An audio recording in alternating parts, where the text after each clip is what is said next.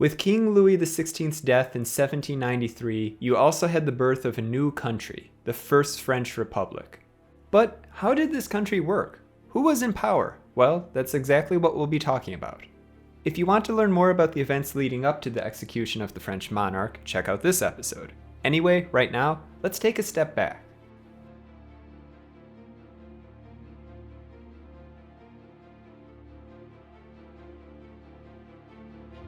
In the time between the insurrection of 10 August and the creation of the National Convention, the General Council of the Parisian Commune, under the leadership of Justice Secretary Georges Danton, an ally of Robespierre, effectively became the de facto power in France.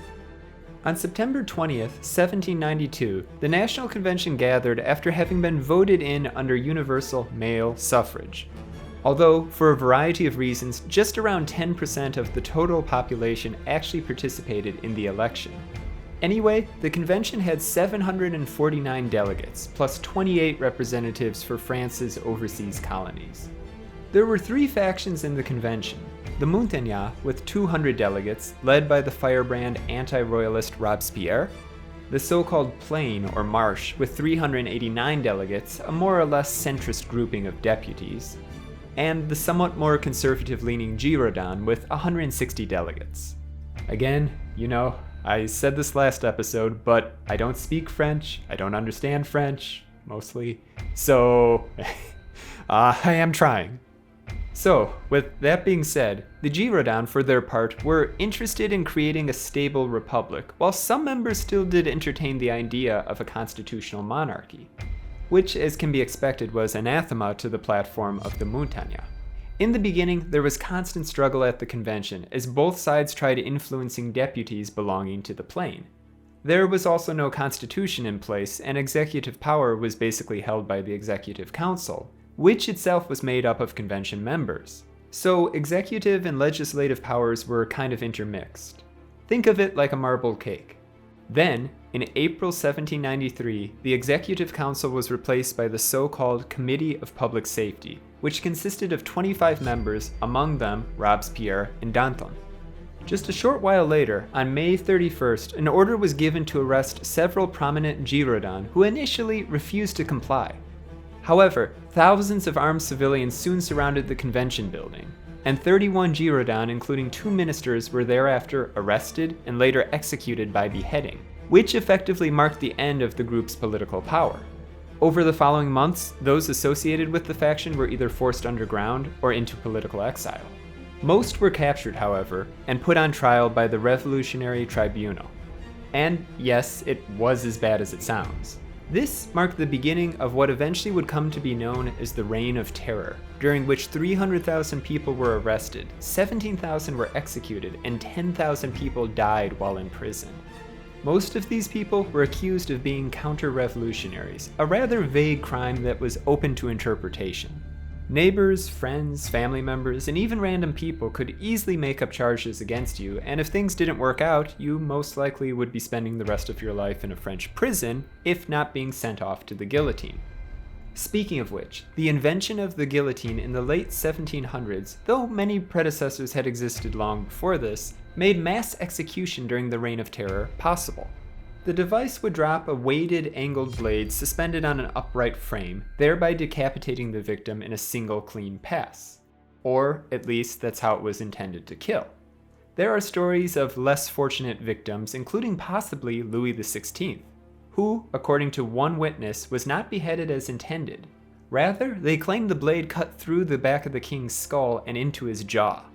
Regardless, the guillotine industrialized killing in the First French Republic, allowing for somewhere around 36 executions a day. Okay, so just for a moment, let's go back to the First Coalition War. France was basically at war with the whole of Europe at this point. How could the French Republic practically deal with this? Well, a policy was introduced called Levée and Masse, which amounted to mass national conscription. This was a somewhat new concept with a fair amount of pushback, but as the situation faced by the Republic was desperate, to say the least, many felt it was necessary to save France. And it sort of worked, bringing the conflict into a momentary stalemate.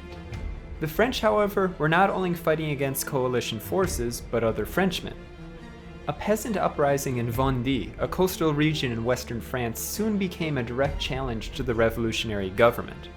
The so-called War in Vendée, which lasted from 1793 to 1796, saw the newly formed Catholic and Royal Army challenge the French Republic, ultimately costing the lives of an estimated 200,000 people. In 1794, though, things began to change in the War of the First Coalition. Slowly but surely, France was able to make progress on the front. With a force of somewhere between 670,000 and 730,000 men, France began to push enemy forces out of the Austrian Netherlands, which were territories in the Netherlands possessed by the Habsburg. A turning point came during the Battle of Fleurus on June 26, 1794, when coalition forces suffered a major defeat. After this, the French pushed further into the Netherlands, and the Batvian Republic, a new French ally, was founded. What's more, coalition forces then had to concede territories west of the Rhine River. These campaigns were significant, not only in a military sense, but as the soldiers also played a role in spreading revolutionary spirit throughout areas conquered by France. But what was going on back in Paris during this time? Well, the Reign of Terror was still ongoing at the beginning of 1794, although it was beginning to lose some support among the general population. Regardless, a great many had, by this point, lost their lives, including Robespierre's ally, Danton. Having now emerged as the figurehead of the Terror, Robespierre himself oversaw a number of government-sanctioned massacres and public executions, especially those targeting former deputies. On July 26, however, during another planned series of executions, Robespierre himself was arrested. He probably thought the public would rise up to save him, but this didn't happen. Instead, he was executed by guillotine 2 days later, which officially brought an end to the Reign of Terror. Looking back, the Terror was supposed to strengthen the newly established republic by ridding it of its enemies and, paraphrasing Robespierre here, establish justice as the order of the day. Terror is nothing more than speedy, severe, and inflexible justice. It is thus an emanation of virtue. It is less a principle in itself than a consequence of the general principle of democracy, applied to the most pressing needs of the homeland or fatherland. That being said, the seemingly endless public executions and other forms of collective bloodshed in France had, in fact, weakened the standing of the revolution itself, or so many of Robespierre's critics thought. A key player in the execution of Robespierre was another political club, the so-called Thermidorians, named after the month of Thermidor, the 11th month in the French Republic calendar. The word thermal being derived from the Greek word thermos, meaning heat. Anyway, most of its members were strongly Republican, anti-clerical, and classically liberal. And, following the downfall of Robespierre, the group took power in what later came to be called the Thermidorian reaction. Importantly, the Thermidorians were also anti-radical, and as such, hostile towards the Jacobins. Following a purge, the Jacobins officially dissolved while members of the defunct Girondin were reinstated. Moreover, plans were made for new elections and a new constitution was drafted. Once again, the election model was modified, allowing only citizens with a certain level of income to vote and excluding a sizable portion of the French population. The new constitution nevertheless was adopted in November 1795. Legislative power was vested in two bodies. The upper house, known as the Elderly Council, which consisted of 250 members, and the lesser house, called the Council of 500, which, as the name suggests, consisted of 500 members.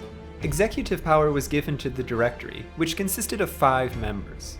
These members were voted for by the two legislative chambers, holding office for 5 years. Each year, though, the presidency of the Directory was to change over. So, yeah, all in all, things seem to be going pretty well. Following the chaos of the Reign of Terror, the Thermidorians had taken power, changed the constitution, and returned stability to the Republic, right? No, it wasn't quite so black and white. In the spring of 1795, food prices were soaring, in part because of the removal of price controls and the collapse of the French currency. This saw a failed coup known as the Conspiracy of Equals that was then brutally crushed by the army. That previously mentioned purge by the Thermidorians and their somewhat pro-royalist allies would also continue, eventually coming to be known as the White Terror. Tens of thousands associated with the deceased Robespierre, the Jacobins, and/or the Reign of Terror were somewhat ironically imprisoned, while many others were executed in a quite literal version of history repeating itself. Moreover, the new government was, rather unfortunately for the Republic, not very stable. Corruption, infighting, and economic issues were constants, while the Directory itself was not effective in handling these very issues. In fact, it wasn't uncommon for various parts of the government to block the actions of another. That being said, 1795 brought some good news when France and Prussia signed a peace treaty, as the latter no longer saw a compelling reason to send their soldiers to fight in a war that was not essential for their national interests. A number of other German states followed suit, and it wasn't long before even Spain abandoned its war efforts. But as things were improving on that front, the war in Vendée intensified. Still, in 1796, the German states of Bavaria, Baden, and Württemberg also made their exit from the coalition war. The Directory, though, wasn't happy with its generals in the east and rather pointed to military victories down south. Here, Napoleon Bonaparte had been able to defeat Sardinia-Piedmont and, going a step further, attacked Austria on their Italian frontier. Even though he was outnumbered and not very well equipped, Napoleon was able to add to France's territorial holdings on the Italian peninsula.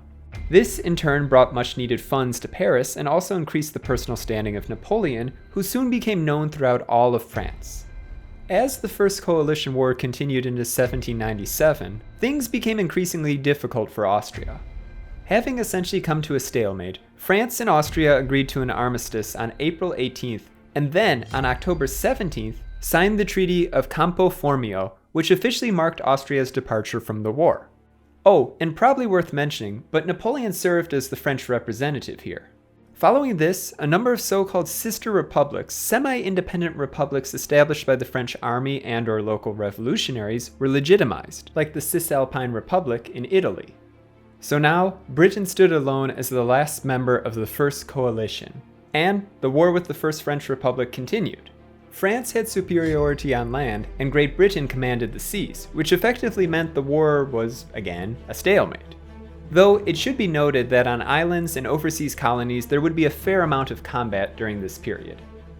Within France itself, the political struggle entered a new chapter following the elections of 1797, after which the Royalists now formed a majority. For 3 of the 5 directors, this was too much, and together with elements of the French army, they organized what turned out to be a successful coup. On September 4th, 1797, the French army occupied Paris, and members of the legislative chambers were arrested, with some actually being deported to French Guiana. This move greatly strengthened the executive at the expense of the legislature, and the army now emerged as a political force in France. Kind of reminds you of stuff happening nowadays in parts of the former French colonial empire. Meanwhile, the ongoing war with Great Britain laid the groundwork for another military campaign elsewhere. As mentioned, the British possessed effective naval supremacy, but France still controlled a large part of the Mediterranean, which meant these waters were somewhat less dangerous than the Atlantic. And so, Napoleon planned something ambitious. After having conquered Malta, he set sail for Egypt, then controlled by the Ottoman Empire, which itself had been in decline for decades by this point. Not blind to this fact, the British set off to North Africa, technically the Middle East, and the opposing forces met at the Battle of the Nile on August 1st, 1798, which was a crushing defeat for the French. That being said, the French campaign in Egypt and Syria had its ups and downs for Napoleon, but ultimately ended in failure. Napoleon, for his part, didn't stay in Egypt until its conclusion in 1801 though, but rather left in late summer 1799, returning to France. And even though his campaign was not a success, he received a hero's welcome. The push into Egypt, however, had awoken the powers of Europe to the threat of French expansionism and begat the Second Coalition War. And France soon found itself at war with Great Britain, the Holy Roman Emperor, Naples, Tuscany, Portugal, Russia, and the Ottoman Empire. Luckily for France, though, the Allies were not really that allied. Austria and Russia were constantly at odds with each other, and in 1799, Russia left the coalition. Great Britain also found itself dragged into war with Prussia, and so France tried to conclude a peace treaty with Austria, but Vienna decided to take a wait-and-see approach, believing that France was about to enter another political crisis. Back in France, 2 directors, Emmanuel Joseph Sieyès and Roger Ducos, were indeed planning a coup. The Directory had lost nearly all public trust and was having a sort of legitimacy crisis. Both men, however, didn't have enough sway to manage the coup on their own, and so they asked Napoleon for assistance. The two directors then began spreading rumors of a Jacobin rebellion, which resulted in the chambers being evacuated to an isolated chateau in suburban Paris. Napoleon, for his part, was to keep the French army in the capital, guarding the relocated deputies who, for their part, soon realized they were facing a coup rather than a Jacobin rebellion. Napoleon spoke to the deputies, attempting to convince them of the necessity of a new constitution for survival of the Republic. But when this approach didn't work, a small group of his soldiers forced most of the deputies from the room. Eventually, those who remained passed a decree that effectively brought an end to the Directory and councils. At first, the plan was there should be 3 councils, Napoleon, Sieyès, and Ducos. But Napoleon soon began to consolidate his own power. He appointed new ministers, including his own brother, Lucien Bonaparte, who became the Minister of Internal Affairs, a position with tremendous authority, and established himself as the new ruler of France. This incident would later come to be known as the Coup of 18 Brumaire. 18 Brumaire describing a date from the revolutionary calendar, but we're not going down that rabbit hole this time.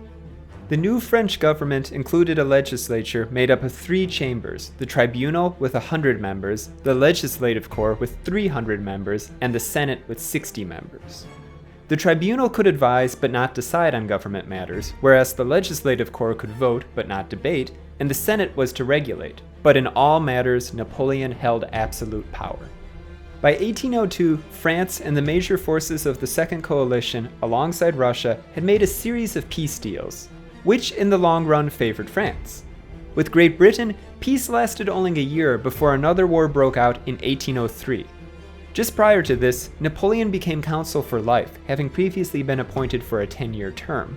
2 years later, on December 2, 1804, Napoleon was crowned Emperor of France, which officially marked the end of the First French Republic and the beginning of the First French Empire.